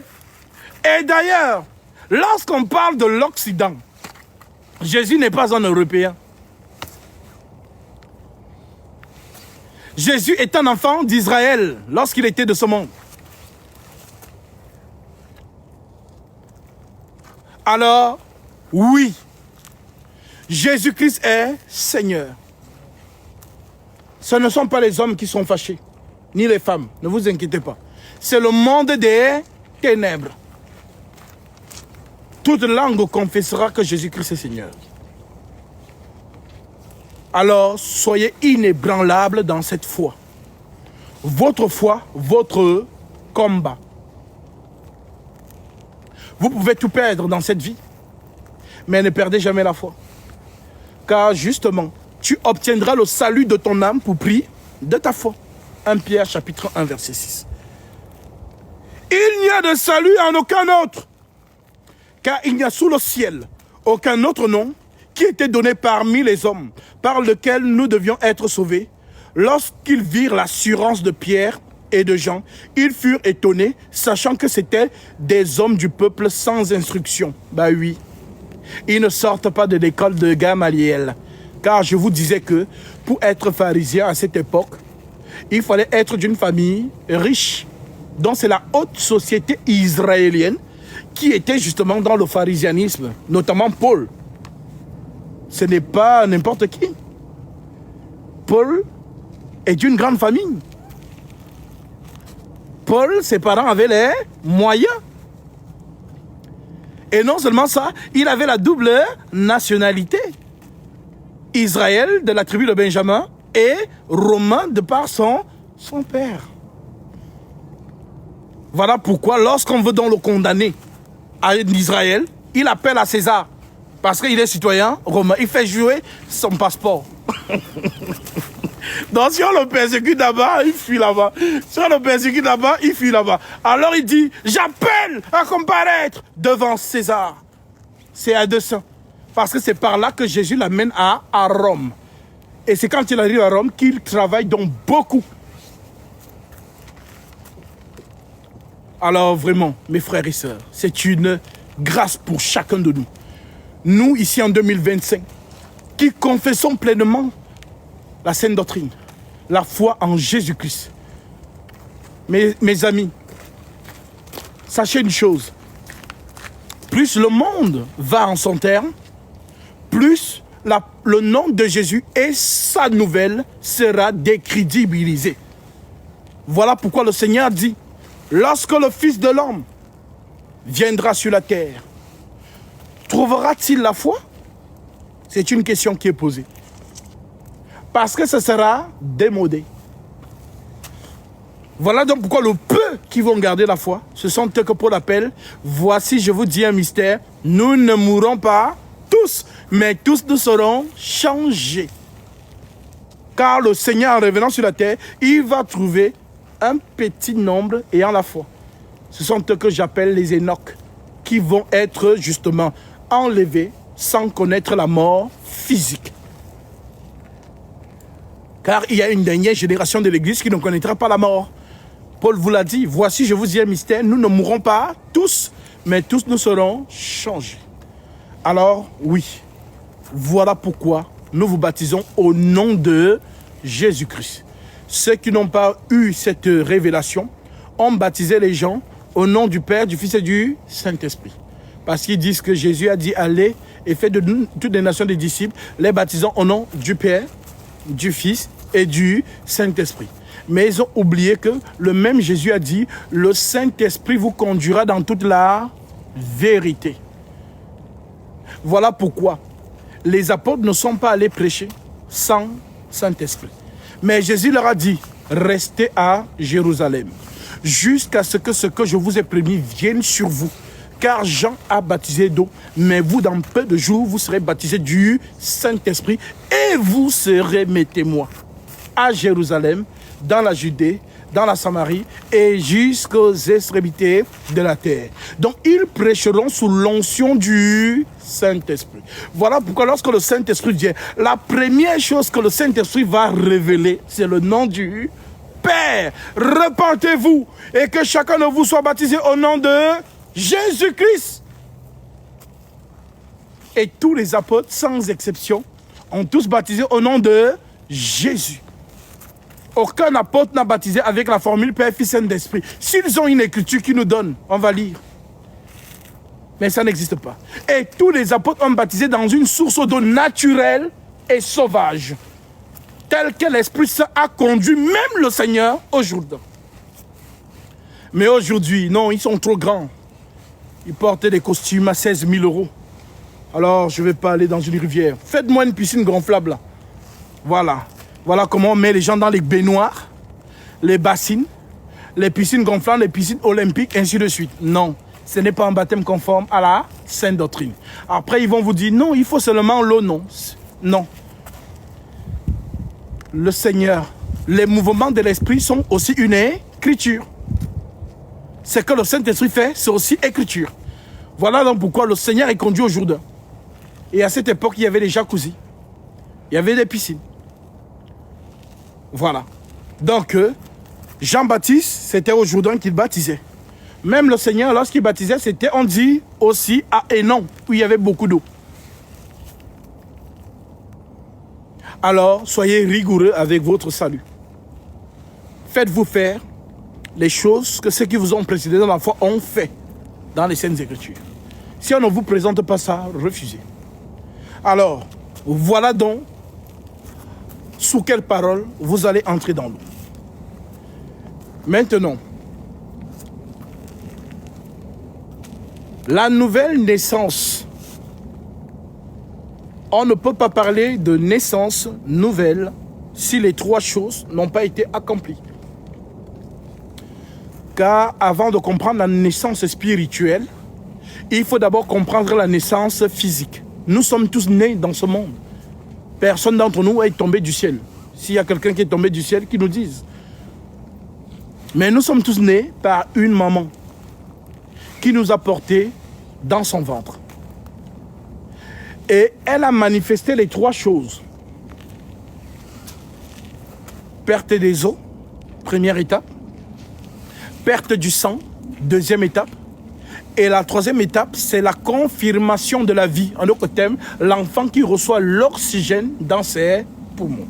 Voilà pourquoi notre cœur humain pompe le sang et l'air, l'oxygène. Voilà pourquoi dans les cercles exotériques, on nous appelle récipient d'air. Car le premier souffle qui est entré dans ce bébé, c'est ce souffle qui disparaîtra lorsqu'il mourra. Voilà pourquoi quand quelqu'un meurt, on regarde vite. Est-ce que son pouls bat toujours? Est-ce que son cœur bat toujours? Pour savoir si l'oxygène agit encore. Alors, lorsque les trois choses sont donc accomplies, c'est ce qu'on appelle nouvelle naissance. Ça veut dire que la maman a perdu les os.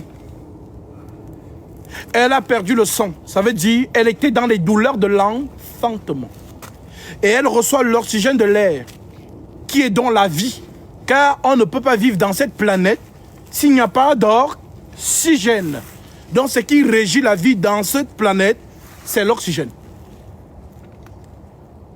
Alors, le Seigneur dit donc à Nicodème,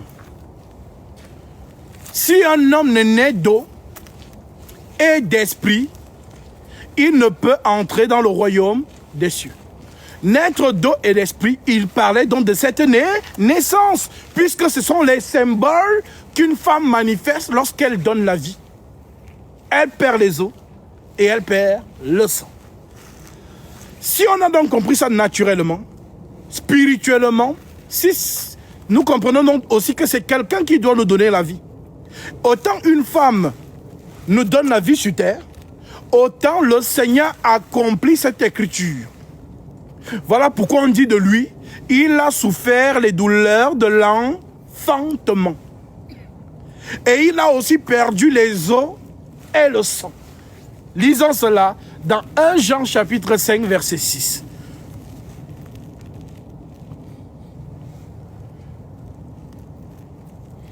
« 1 Jean 5, verset 6. Il est écrit.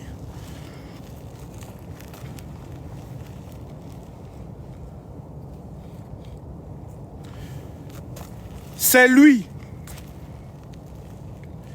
Jésus-Christ, qui est venu avec l'eau et avec du sang.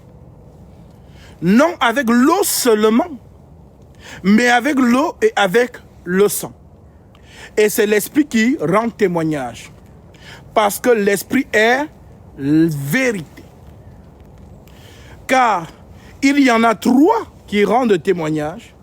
L'Esprit, la vérité, l'eau et le sang. Et les trois sont d'accord. Donc on parle de nouvelle naissance lorsque les trois choses sont accomplies dans un frère ou dans une sœur. Voilà donc une personne à qui le Seigneur ne se souvient plus des péchés. Alors, oui, l'Église des saints, on ne parle plus du péché qui mène à la mort. Car nous sommes morts en Jésus. Vous allez mourir en Jésus. Alors, celui qui est mort en Jésus, on ne peut plus parler de péché qui mène à la mort pour lui, mais on peut parler du péché qui ne mène point à la mort.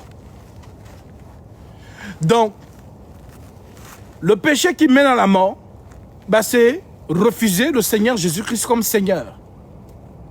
Dieu Tout-Puissant manifesté en chair. C'est ça le péché qui mène à la mort. Car il est écrit, vous mourrez dans vos péchés si vous ne croyez pas ce que je suis. Jean chapitre 8, verset 24.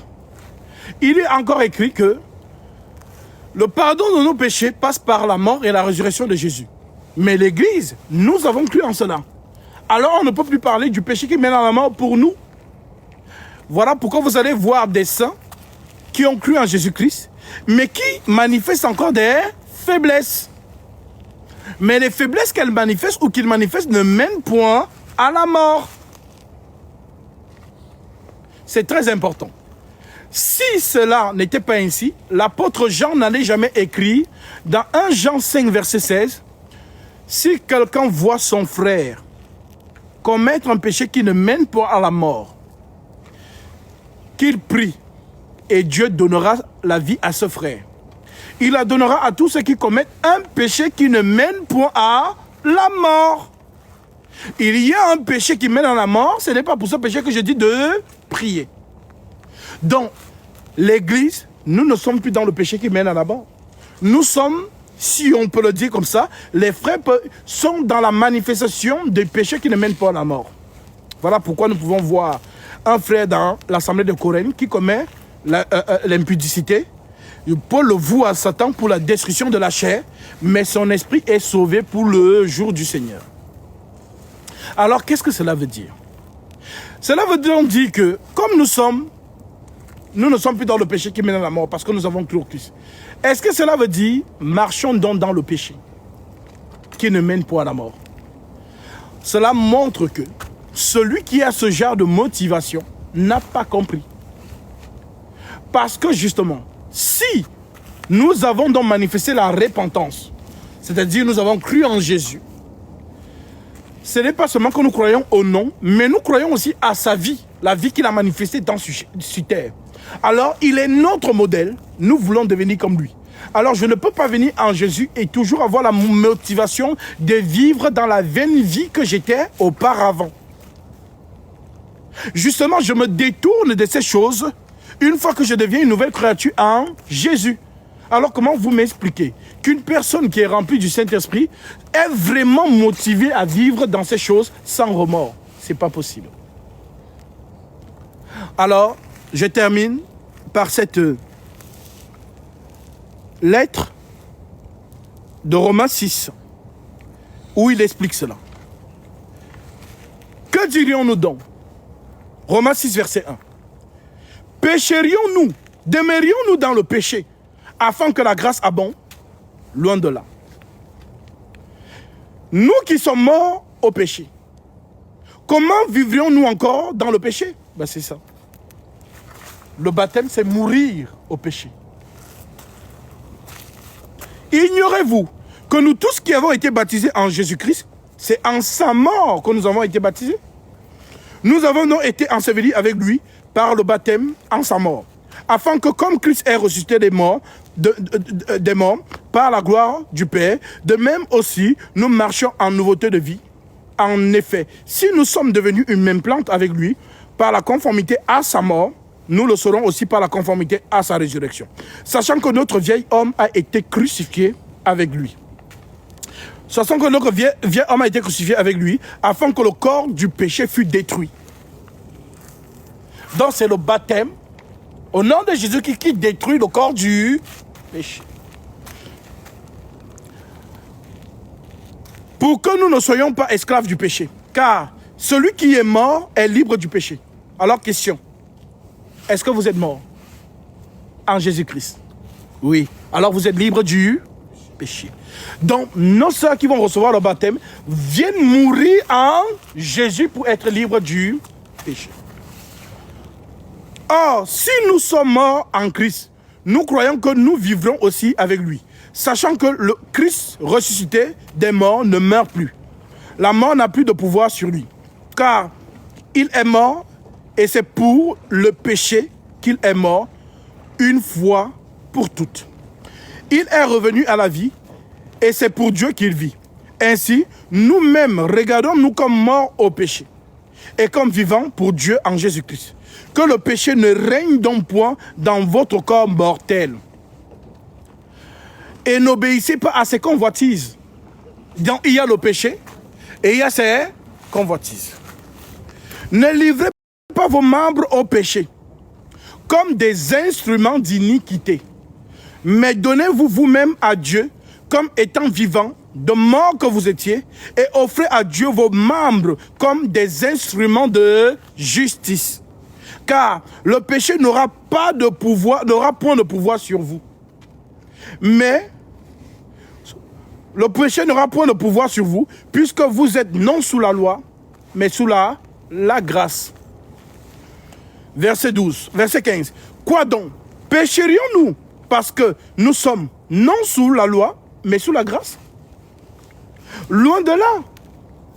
Ne savez-vous pas qu'en vous livrant à quelqu'un comme esclave, pour lui obéir, vous êtes esclave de celui à qui vous obéissez? Soit du péché qui conduit à la mort, soit de l'obéissance qui conduit à la justice. Mais grâce soit rendue à Dieu, de ce que, après avoir été esclaves du péché, nous étions esclaves du péché, vous avez obéi de cœur à la règle de la doctrine dans laquelle vous avez été instruit. Donc, ce que je viens de vous prêcher, vous avez cru en ça. C'est ce qu'on appelle règle de la doctrine. Et comme vous avez cru en ça, l'Écriture dit, ayant été affranchis du péché, vous êtes devenus esclaves de la justice. Je parle à la manière des hommes, à cause de la faiblesse de votre chair.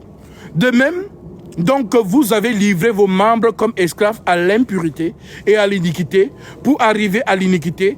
Ainsi, maintenant, livrez vos membres comme esclaves à la justice pour arriver à la sainteté. Car lorsque vous étiez esclaves du péché, vous étiez libres à l'égard de la justice. En d'autres termes, quand vous n'aviez pas encore cru en Jésus, tout ce que vous faisiez, la justice ne vous disait rien. Elle vous regardait seulement. Puisque vous étiez des enfants du péché et vous vous nourrissez du péché. Alors, maintenant que vous quittez le péché pour venir en Jésus, l'Écriture dit donc, quel fruit, on dit, car lorsque vous étiez esclaves du péché, vous étiez libres à l'égard de la justice. Quel fruit portez-vous donc?